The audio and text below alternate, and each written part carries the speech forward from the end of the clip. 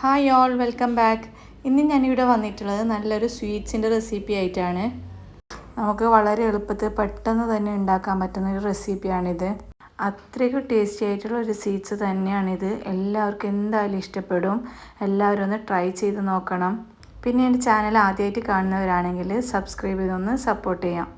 ഞാനിവിടെ 3 ഫ്രഷ് ക്രീമാണ് എടുത്തിട്ടുള്ളത്. അൽമറായിൻ്റെ ഫ്രഷ് ക്രീമാണ് എടുത്തിരിക്കുന്നത്. ഇനി ഇതൊരു ബൗളിലേക്ക് ഇട്ടുകൊടുക്കാം. എന്നിട്ട് നന്നായി ഒന്ന് ബീറ്റ് ചെയ്തെടുക്കാം. ബീറ്റ് ചെയ്യാൻ വേണ്ടിയിട്ട് ബീറ്ററിൻ്റെ ആവശ്യമൊന്നുമില്ല. ഒരു ഫോർക്ക് വെച്ചോ അല്ലെങ്കിൽ സ്പൂണ് വെച്ചോ മറ്റോ ബീറ്റ് ചെയ്യാവുന്നതാണ്.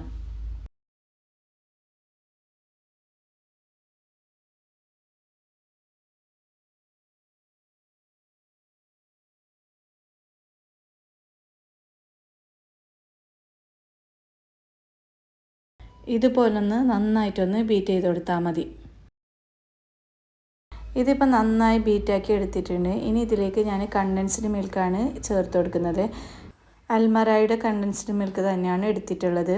ഇതിലേക്കൊന്ന് ഒഴിച്ചു കൊടുക്കാം. എന്നിട്ട് നന്നായി ഒന്ന് യോജിപ്പിക്കാം. ഇത് മുഴുവനായിട്ട് ഇതിലേക്ക് ഒഴിച്ചു കൊടുക്കുന്നില്ല, പകുതി മാത്രമാണ് ഞാനിപ്പോൾ ഉപയോഗിക്കുന്നുള്ളൂ. പിന്നെ നിങ്ങൾക്ക് എത്രയാണോ മധുരം വേണ്ടത് അതിനനുസരിച്ചിട്ട് കണ്ടൻസ്ഡ് മിൽക്ക് ആഡ് ചെയ്ത് കൊടുക്കാം. ഇതിലേക്ക് പഞ്ചസാര ഒന്നും ആഡ് ചെയ്ത് കൊടുക്കുന്നില്ല. അപ്പോൾ ഇതിൻ്റെ മധുരം കണ്ടൻസ്ഡ് മിൽക്കിൻ്റെ തന്നെയാണ്. അപ്പോൾ ആ മധുരത്തിനനുസരിച്ചിട്ട് ഇതിലേക്ക് കണ്ടൻസ്ഡ് മിൽക്ക് ഒഴിച്ചു കൊടുക്കാം. ഇനി ഇതെല്ലാം കൂടിയിട്ട് ഒന്നും കൂടി ഒന്ന് മിക്സ് ചെയ്തെടുക്കാം. ഇതിപ്പോൾ നന്നായി യോജിപ്പിച്ചെടുത്തിട്ടുണ്ട്. ഇനി ഇതൊന്ന് നമുക്ക് ഫ്രിഡ്ജിലേക്ക് വെക്കാം. ഫ്രീസറിൽ വെക്കേണ്ടതില്ല, താഴെ തന്നെ വെച്ചാൽ മതി.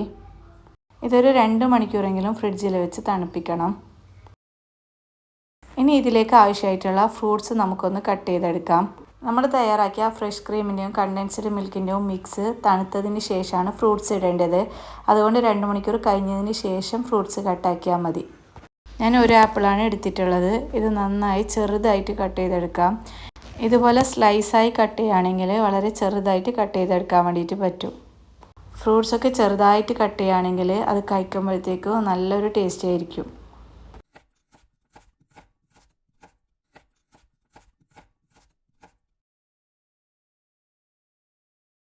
കുട്ടികൾക്കും മുതിർന്നവർക്കൊക്കെ ഒരുപോലെ ഇഷ്ടപ്പെടുന്ന ഒരു സ്വീറ്റ്സ് തന്നെയാണിത്.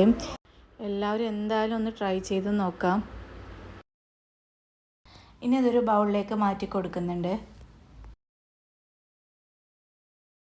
പിന്നെ ഇതിലേക്ക് ഒരു അനാറും കൂടി എടുത്തിട്ടുണ്ട്. അനാറ് പെട്ടെന്ന് തൊലിഞ്ഞെടുക്കാൻ വേണ്ടിയിട്ട് ഒരുപാട് ഹാക്സ് ഞാൻ യൂട്യൂബിലൊക്കെ കാണലുണ്ട്. പക്ഷേ ഹാക്ക് ഉപയോഗിച്ചിട്ട് അനാറ് തൊലിഞ്ഞെടുക്കുന്നതിനേക്കാളും എളുപ്പമായിട്ട് എനിക്ക് തോന്നുന്നത് സാധാരണ നമ്മൾ തൊലിഞ്ഞെടുക്കുന്നുണ്ടല്ലോ അതുപോലെ തൊലിഞ്ഞെടുക്കുമ്പോഴാണ്. ഇനി അനാറും കൂടി ഇതേ ബൗളിലേക്ക് ഞാൻ ഇട്ട് കൊടുക്കുന്നുണ്ട്. ഞാൻ ആപ്പിൾ ആദ്യം കട്ട് ചെയ്ത് വെച്ചല്ലോ, അതുകൊണ്ട് ഇതിൻ്റെ കളർ മാറി വന്നിട്ടുണ്ട്. അതുകൊണ്ട് നിങ്ങൾ ആപ്പിൾ കട്ട് ചെയ്യുമ്പോഴത്തേക്കും അവസാനം കട്ട് ചെയ്യാൻ വേണ്ടിയിട്ട് നോക്കാം. അപ്പോൾ ആപ്പിൾ ആ ഒരു ഫ്രഷോട് കൂടിയിട്ടുണ്ടാവും. ഇനി കുറച്ച് ബദാമും കൂടി ഞാൻ നേരത്തെ വെള്ളത്തിലിട്ട് വെച്ചിട്ടുണ്ടതിന് അതും കൂടി ഒന്ന് ചെറുതായിട്ടൊന്ന് കട്ട് ചെയ്തെടുക്കാം. ബദാമിൻ്റെ തൊലി കളയേണ്ട ആവശ്യമൊന്നുമില്ല. ഇതുപോലെ ചെറുതായിട്ട് കട്ട് ചെയ്തെടുത്താൽ മാത്രം മതി.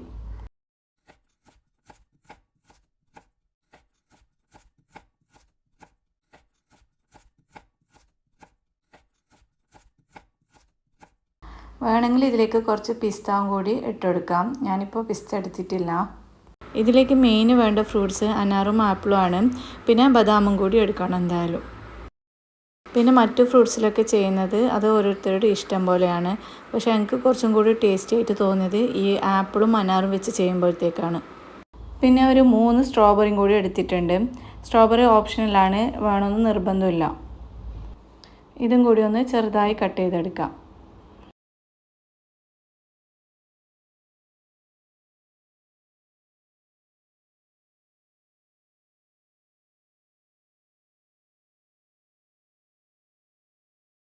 ഇനി നമ്മൾ കട്ട് ചെയ്ത് വെച്ചിട്ടുള്ള ഫ്രൂട്ട്സ് എല്ലാം നേരത്തെ തയ്യാറാക്കി വെച്ചിട്ടുള്ള മിക്സിയിലേക്ക് ഇട്ടെടുത്തിട്ടൊന്ന് മിക്സ് ചെയ്ത് കൊടുക്കാം. ഇനി ഇതിലേക്ക് സ്ട്രോബെറി ജെല്ലിയും കൂടി വേണം. സ്ട്രോബെറി ജെല്ലി ഉണ്ടാക്കുന്നതിൻ്റെ വീഡിയോ ഞാൻ എടുത്തിട്ടില്ല. ജെല്ലി ഉണ്ടാക്കുന്നത് ഓരോ ബ്രാൻഡും വ്യത്യസ്തമാണ്. അത് പാക്കിൽ റെസിപ്പി ആയിട്ട് കൊടുത്തിട്ടുണ്ടാവലുണ്ട്. ഞാനുണ്ടാക്കിയ സ്ട്രോബെറി ജെല്ലി എങ്ങനെയാണെന്ന് വെച്ചാൽ ഒരു ചെറിയ പാക്ക് സ്ട്രോബെറി പൗഡറിലേക്ക് 1 കപ്പ് തിളച്ച വെള്ളമാണ് വേണ്ടത്, അതായത് 250 ml. എന്നിട്ട് ഈ സ്ട്രോബെറി പൗഡർ ഒന്ന് ഈ വെള്ളത്തിലേക്ക് ഇട്ട് നന്നായി ഒന്ന് മെൽറ്റ് ചെയ്തെടുക്കാം. ശേഷം വീണ്ടും ഒരു ഗ്ലാസ് നല്ല തണുത്ത വെള്ളം ഇതിലേക്ക് ഒഴിച്ചു കൊടുക്കാം. എന്നിട്ട് ഇതുപോലൊരു പാത്രത്തിൽ ഒഴിച്ച് വെച്ച് ഫ്രിഡ്ജിൽ സെറ്റ് ആവാൻ വേണ്ടിയിട്ട് വെക്കാം. ഒരു 4 hours എങ്കിലും സെറ്റ് ആവാൻ വേണ്ടിയിട്ട് ഫ്രിഡ്ജിൽ വെക്കേണ്ടതുണ്ട്. എൻ്റേതിപ്പോൾ 4 hours ആയിട്ടില്ല, അതുകൊണ്ട് അത്രയ്ക്ക് സെറ്റായി വന്നിട്ടില്ല. ഞാൻ വേഗം തന്നെ ഫ്രിഡ്ജിൽ നിന്ന് എടുത്തിട്ടുണ്ടായിരുന്നു. ഇനി ഇതും കൂടി ഇതിലേക്കിട്ട് ഒന്ന് മിക്സ് ചെയ്ത് കൊടുക്കാം. അടിപൊളി ടേസ്റ്റാണ്. എല്ലാവരും ഒന്ന് ഉണ്ടാക്കി നോക്കണം. എന്നിട്ട് ഫീഡ്ബാക്ക് അറിയിക്കുക. വീഡിയോ ഇഷ്ടമായാൽ ലൈക്ക് ചെയ്യുക, ഷെയർ ചെയ്യുക, സബ്സ്ക്രൈബ് ചെയ്യാം. ഇനി നെക്സ്റ്റ് വീഡിയോ ആയിട്ട് കാണാം. Thanks for watching. ബൈ.